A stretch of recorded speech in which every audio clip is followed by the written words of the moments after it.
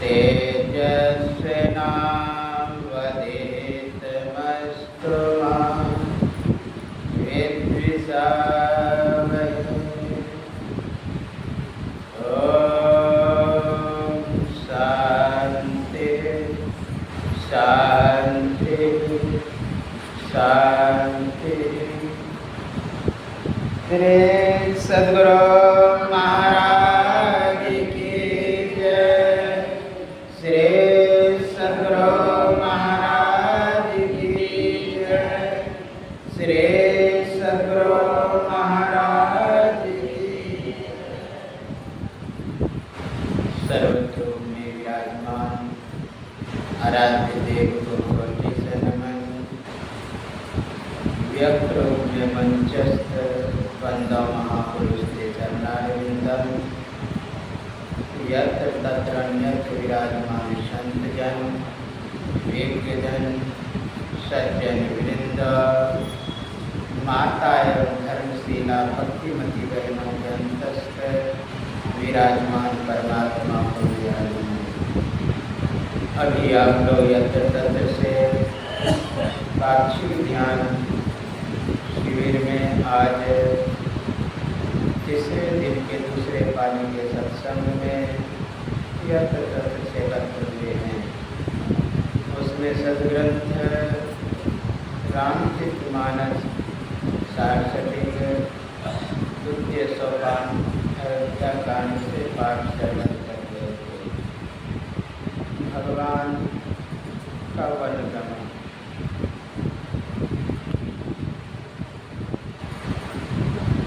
आप जानते हैं ऋषि मुनि त्रैकालदर्शी होते हैं। तीनों काल को प्रत्यक्ष देखने वाले। ऐसे ऋषि मुनि शोध के लगन में मुनि वशिष्ठ से पंडित ज्ञानी शोध के लगन में क्या लगन है कि कल भगवान राम का राज्याभिषेक लगन हो जाता है, निश्चित हो जाता है कि बात होना है। अब वो भी साधारण ऋषि मुनि नहीं, मुनि वशिष्ठ से पंडित किया। ऐसे त्रैकाल दृष्टा ने लगन कि कल राज्याभिषेक हो रहा है, लेकिन कल हुआ क्या?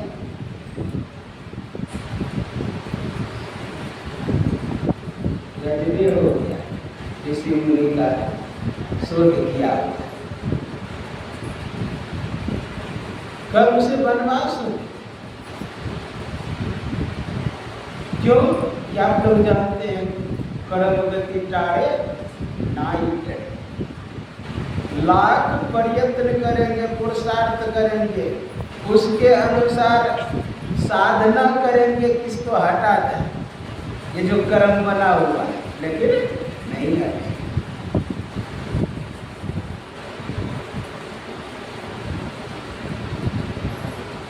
हमारे जो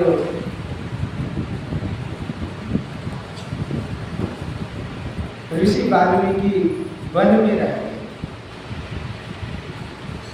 और रामायण पहले लिख दिए, लेकिन सीता धरती के अंदर समाएंगे इस बात को पहले नहीं। वो चाह रहे थे कि वो जो नियम है उसको मोड़ दें, लेकिन फिर भी नहीं बोल पाए। उसके लिए लव उसको पढ़ाया लिखाया, योग्य बनाया कि जाके अवध के लोगों से प्रश्न करे कि सीता को क्यों वनवास। बहुत प्रयास किए, लेकिन अंतिम में जो होना था वही। मैया सीता कहती है, मैं आकाश पाताल मृत भर को साक्षी रख के कहती हूँ, मैं अगर पवित्र हूँ तो मुझे धरती स्नान। ऐसा बात बोलेगी सीता, ऐसा नहीं सोचे थे ये जो वाल्मीकि। फिर भी बोले। उसी तरह यहाँ पर मुनि वशिष्ठ से पंडित ज्ञानी शोध के लगे कि कल राज्याभिषेक हो। और आश्चर्य की बात तो तब जब कल सुबह हुआ ना, कमरे से ज्यों ही निकले भगवान के माथे उन छत्र लग गए जो राजा की व्यवस्था होती है, और छत्र के साथ कोप भवन गए। पिताजी कहाँ है? ज्यों ही गए वहां पर देखता है पूरा उल्टा। क्या पिताजी क्या हुआ है? पिता का क्या कर्तव्य होता है अपने पुत्र के प्रति, क्या धर्म होता है अपने पुत्र के प्रति? नहीं बोल पाया कि पुत्र क्या हुआ है, लेकिन सतेली माँ का क्या धर्म है तुरंत प्रकट कर दी। सतेली माँ कहते वो क्या बोलेंगे मैं बताती हूँ, तुम्हें वनवास हुआ। अब पुत्र का क्या धर्म है? कि पुत्र का छोटी सी बात विचार करिए, जो राजा बनने वाला है उसे वनवास मिल रहा है, वो करे छोटी सी बात, करे पिताजी अभाग्य है मेरा, सौभाग्य है मुझे संतों का दर्शन मिलेगा। देखिए प्रतिकूलता में भी अनुकूलता ढूंढ रही, ये है पुत्र। कहा भाग्य मेरा कि तीर्थों का दर्शन करने के लिए मिलेगा, जंगल में रहने का मौका मिलेगा। लोग कितना मार खाता है घर में, कितना गाली गलौज सुनता है, तब वैराग्य होता है। गोस्वामी तुलसीदास को कैसे वैराग्य हुआ आप लोग जानते हैं, और कितने कितने को कैसे वैराग्य हुआ आप लोग भी जानते हैं। ध्रुव को कैसे वैराग्य हुआ आप लोग भी जानते हैं कि उसकी सतेली माँ बाप पकड़ के खींच के पटक दिया है। तपसा राज्य पुरुषम तस्य मानुग्रहण में गढ़वे काम साध्यात्मानम यदि इच्छा निर्वासनम। मूर्ख बालक अगर राजा के गोद में बैठना चाहते तो पहले तपस्या करो जाकर। तपसा राज्य पुरुषम तस्य मानुग्रहण में, अगर वह अनुग्रह करने के लिए दर्शन दे दे, आशीर्वाद देने के लिए दर्शन दे दे, और तुमसे मांग करे कि तुम बोलो क्या चाहिए तुम्हें, तुम्हारी मुराद को मैं आबाद कर दूंगा, तुम्हारी इच्छा की पूर्ति कर दूंगा, तुम यही मांग करना, गर्भे त्वं साध्यात्माना, अगर मैं जन्म लूँ तो सुरुचि के गर्भ से, यदि इच्छा निर्वासन, अगर इच्छा है कि राजा के गोद में। तो डांट लगा तब वैराग्य हुआ, जंगल गया। गोस्वामी जी को डांट लगा तब वैराग्य हुआ, विशेष प्रकार रागवता इति वैराग्य। ऐसा रागी आपको संसार में नहीं मिलेगा गोस्वामी तुलसीदास से। आप लोग सभी दिन सुनते आए, नदी पार करना था, मुर्दा ही पकड़ के पार, मुर्दा नहीं दिखाई दिया, उसको विचार के लिए लकड़ी दिखाई दिया। काम अंधा होता है यह दिखाना चाहे। अब छत पे चढ़ना था, सांप को पकड़ के चढ़, सांप नहीं दिखाई दिया, रस्सी दिखाई दे रहा है। ऐसे रागी तो ज्यों ही डांट लगे वैराग्य हो गया, रंग धातु से निकल गया। जो आंख से रूप में रंगने की कला है, कान से शब्द में रंगने का कला है, जीवा से स्वाद में रंग, ये रंग धातु ही निकल गया, वैरागी बन गया। तो कह रहा पिताजी मेरा अभाग्य है कि मुझे संतों का दर्शन मिलेगा, तीर्थों का दर्शन करने के लिए मैं तीर्थों में रहने का मौका मिलेगा। ये छोटी सी बात। जन्म जन्म मुनि जतन करे, जन्म जन्म तक प्रयत्न करते, पुरुषार्थ करते हैं, तब भी ऐसा सौभाग्य प्राप्त नहीं होता है। अब मैं सोई धर्म सुलभ करी पावा। अब विचार करिए, बन जाना भी धर्म समझ रहा है, इससे बढ़ के पुत्र कैसा हो। जंगल में भटकना धर्म समझ रहा है, अब इससे बढ़ के कैसा पुत्र चाहिए।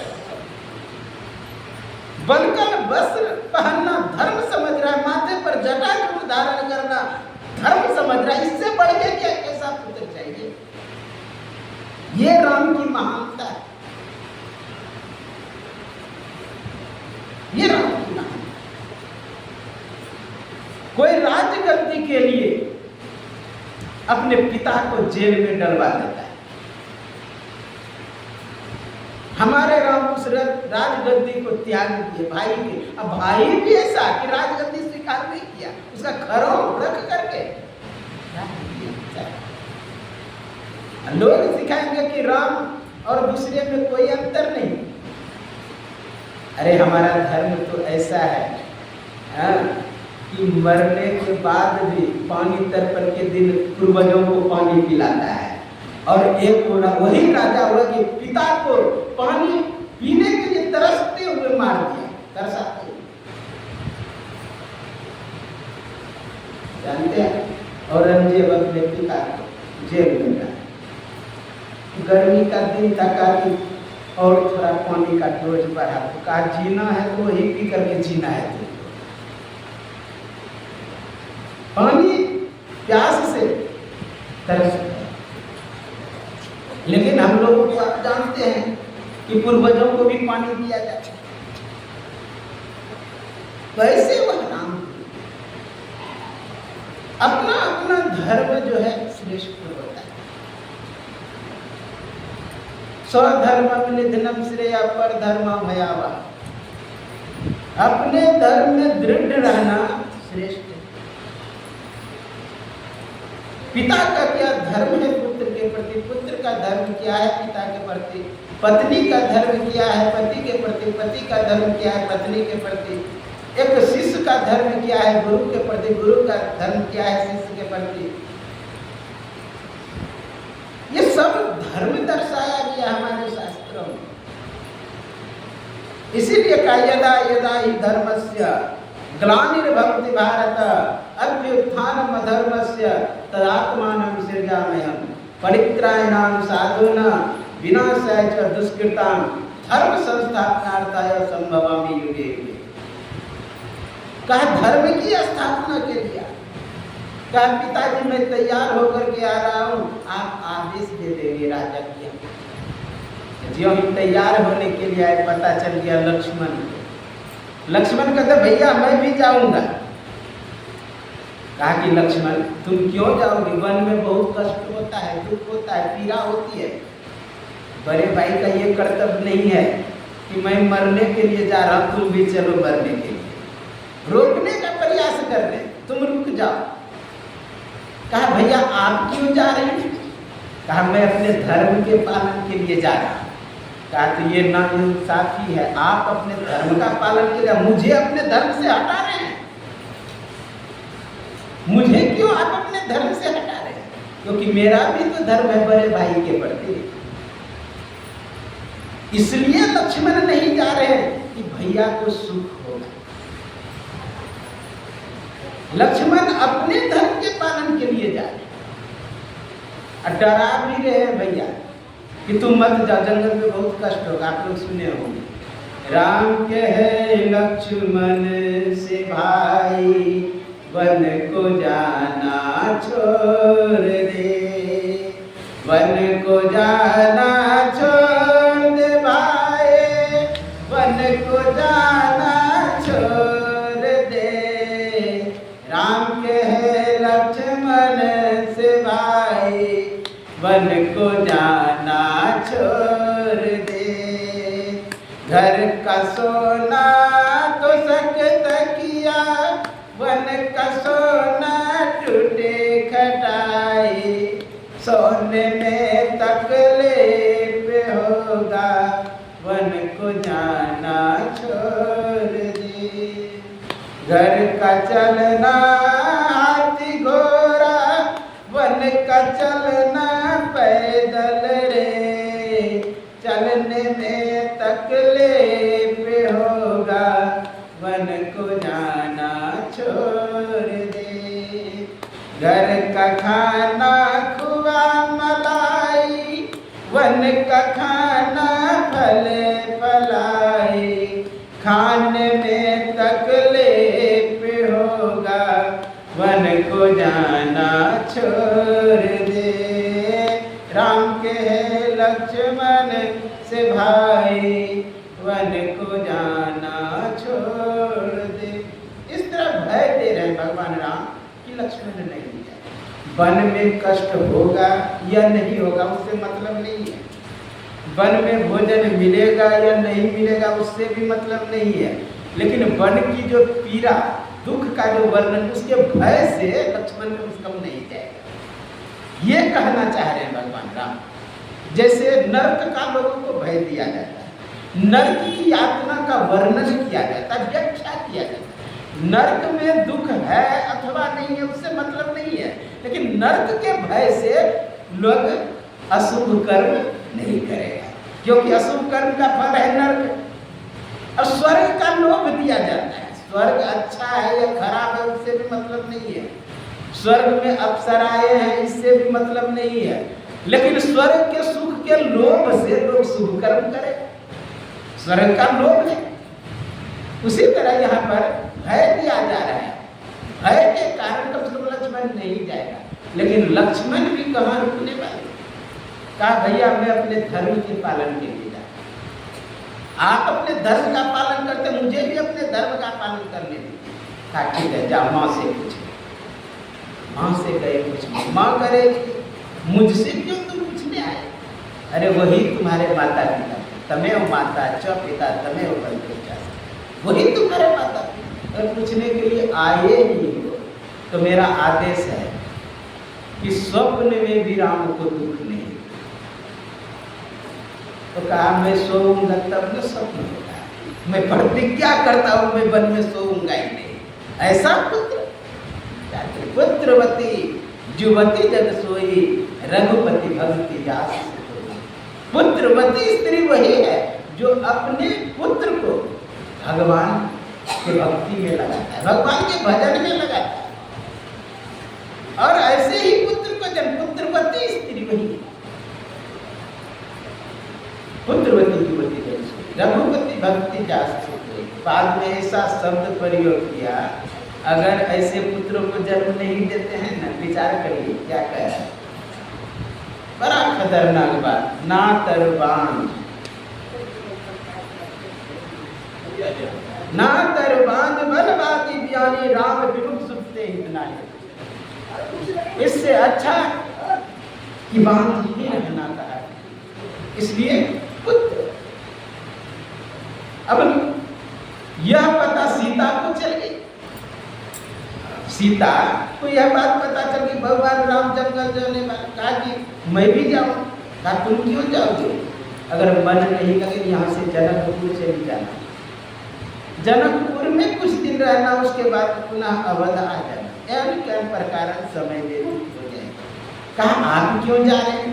कहा मैं अपने धर्म के पालन के लिए। कहा कि मेरा भी तो कुछ धर्म है, पति के प्रति पत्नी का कुछ धर्म होता है।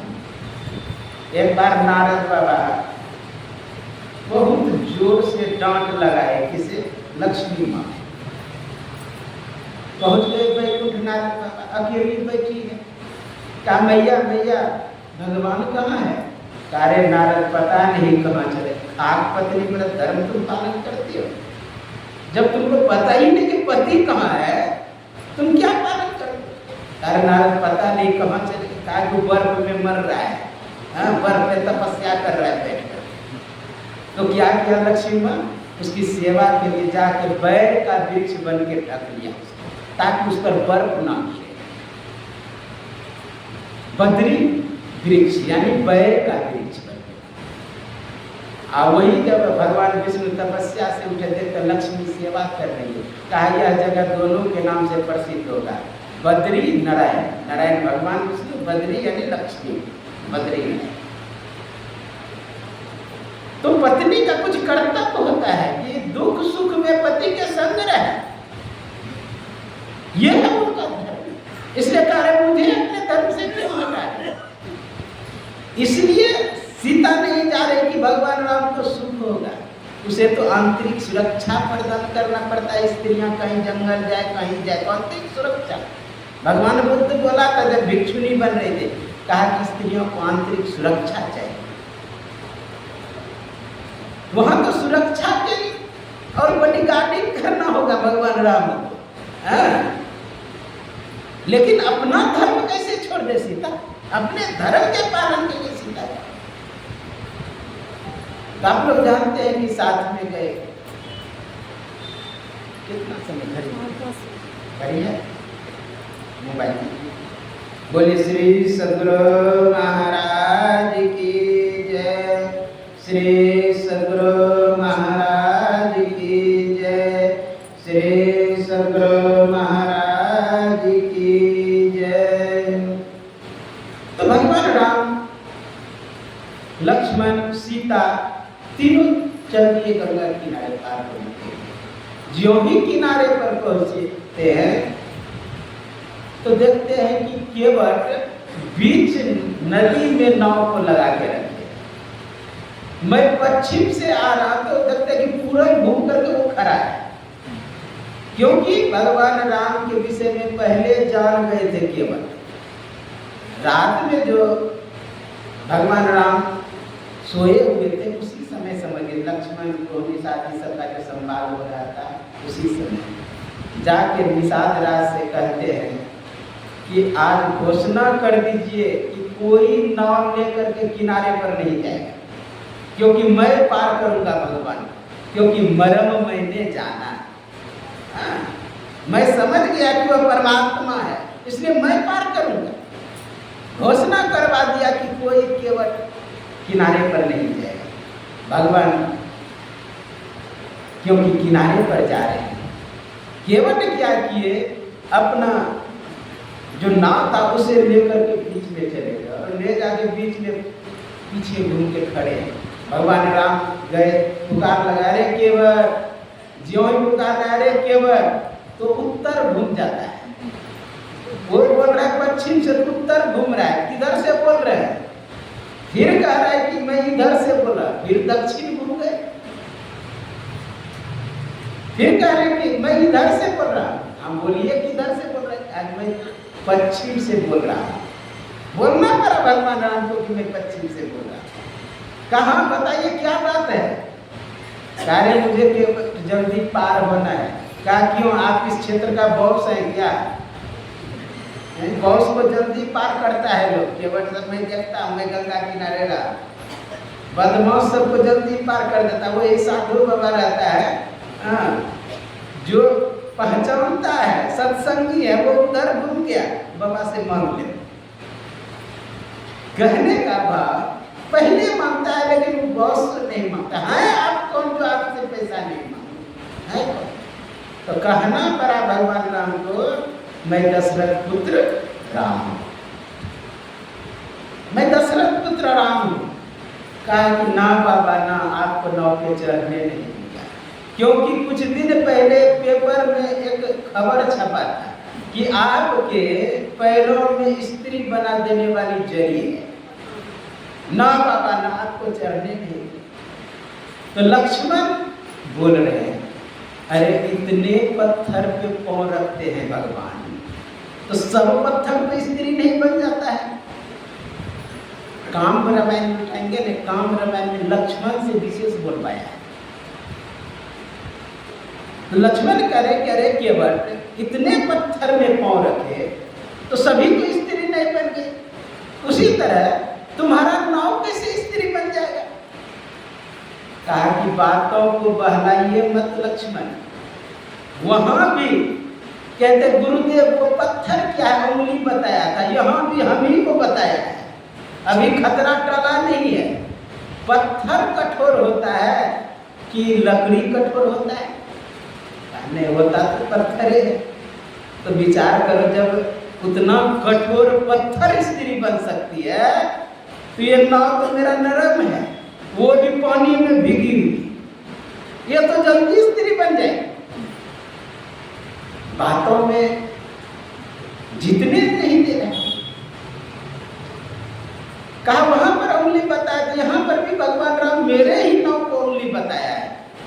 पार में अनेकों नाव है लगा हुआ, लेकिन मेरे नाव को उंगली बताया, इसलिए खतरा अभी टला नहीं। और लक्ष्मण जानते हो, अगर स्त्री बन गई, अब मैं घर लेकर के गया तो मेरी जो पत्नी पहले वाली है ना, वो तो मेरा एक भी नहीं छोड़ेगा।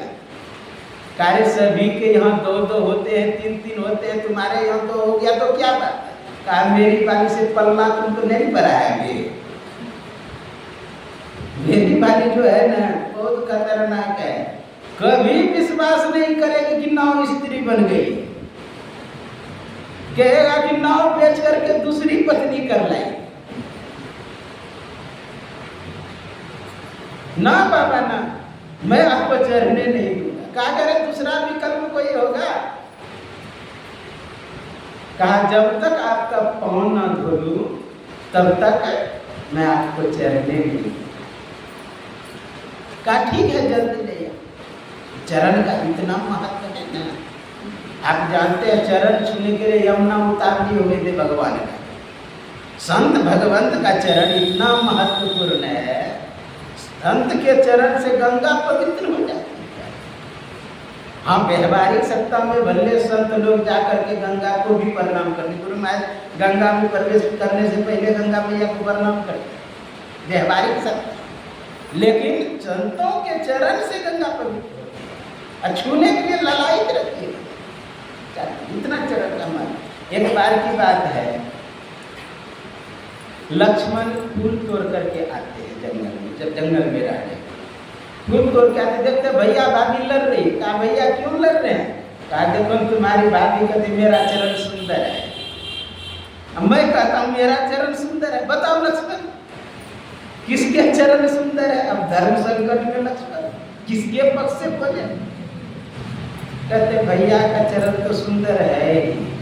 ज्यों ही इस बात को कहते हैं भाभी को, भाभी तो गुस्सा आ रही है। कहा नहीं भैया, भाभी का चरण उससे भी अधिक सुंदर है, और उससे भी अधिक सुंदर मेरा चरण है। अरे लक्ष्मण तुम कैसे बोल दिया?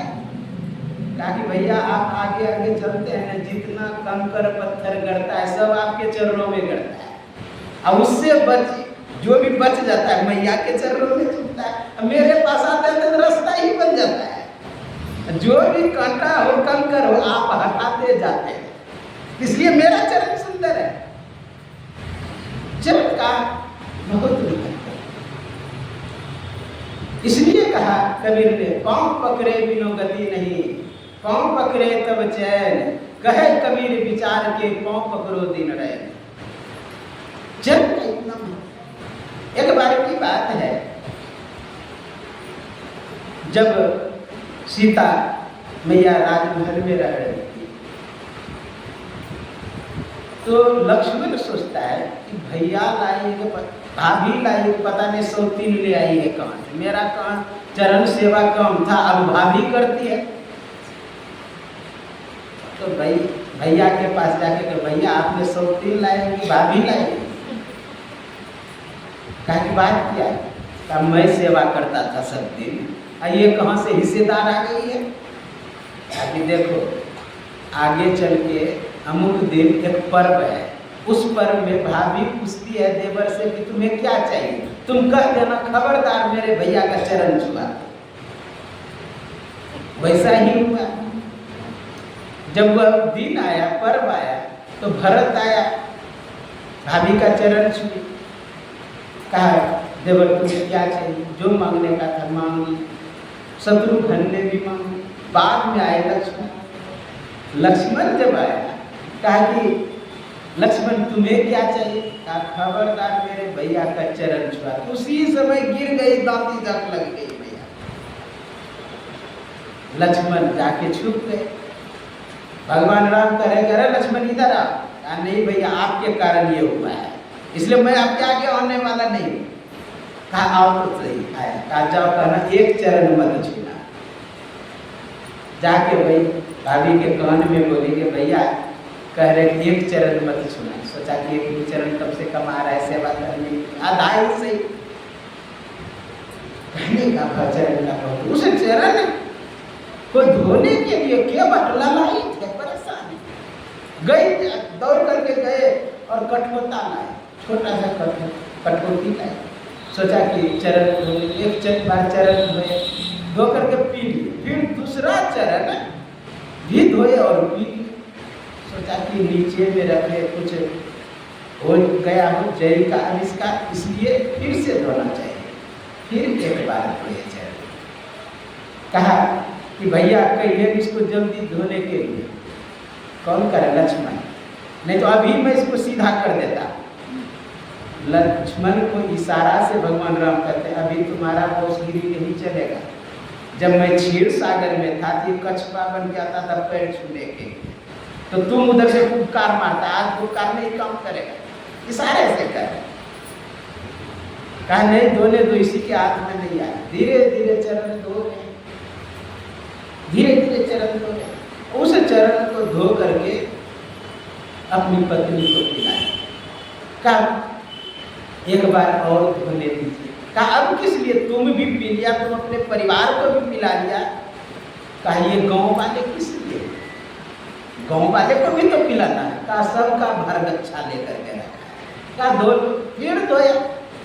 फिर गांव वाले को गया पिलाने के लिए। गांव वाले कहीं काम कर रहे, खेत में कहीं कुछ कर रहे, सबको बुला बुला के पिला,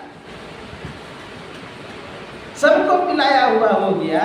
फिर सोचता एक बार और बोला, लक्ष्मण तो बहुत क्रोधित हो जाएगा। भगवान राम के कान में एक बार बोलते, जाके कान में कहा प्रभु एक बार और बोल दीजिए।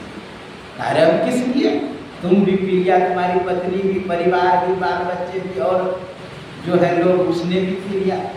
कहा पूर्वज भी है, देखते हैं लाइन लगाया हुआ है, पूर्वज के उद्धार के लिए विचरण। अनेक भाव है, इसलिए उतने भावों को न प्रदर्शित करते हुए चरण धोया। चरण धो करके फिर केवट नाव पर रखे, और नाव पर रखे पार करके जाने लगे। बीच में जाके इधर से उधर कर रहे हैं, ना उस पार लगा रहे हैं, इस पार। तो कह रहे हैं लक्ष्मण भैया कहिए जल्दी पार कर देने के लिए, अभी मैं इसको सीधा कर देता, बहुत टेढ़ा है। कहा रे केवट जल्दी पार कर दो। ताकि भगवान थक गए, मुझे संसार में आप कितने बार इधर से उधर किए हो, 2 ही बार में थक गए। बहुत भाव है। उस बार ले गए, उतराई देने लगे।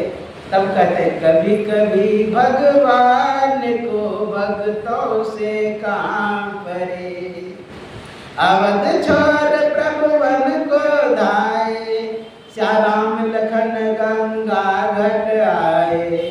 केवट कहते सुनो हमारे, चरण धूल चरण अमृत पाए। कभी कभी भगवान को भक्तों से काम परे, कभी कभी भगवान को भक्तों से काम परे। जब देने लगे उतराई तो कहते प्रभु मल्लाह क्या मल्लाहों से मल्ला ही लेते हैं प्रभु, मजदूर किया मजदूरों से मजदूरी लेते हैं प्रभु। मैंने तुझको पार किया अब मोहे पार करो, कभी कभी भगवान को भक्तों से काम परे।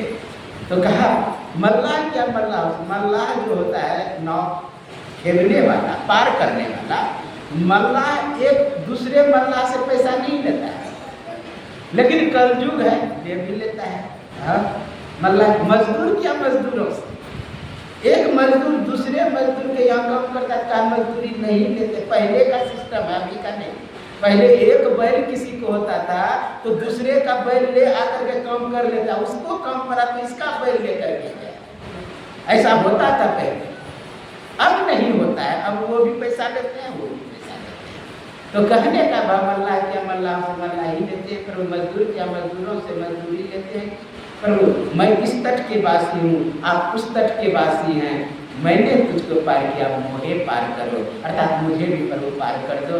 भगवान से यही प्रार्थना होनी चाहिए कि अभी आप लोग सुन रहे थे मोहि दे दो भक्ति दान सदगुरु होता था कि हम लोगों का भी वही भाव होना चाहिए कि मुझे भक्ति दान दे दीजिए प्रभु, हे सदगुरु मुझे पार कर दीजिए। ये आपके सेवा में था, बाबा भी बोले कि कुछ बोली श्री सदगुरु महाराज।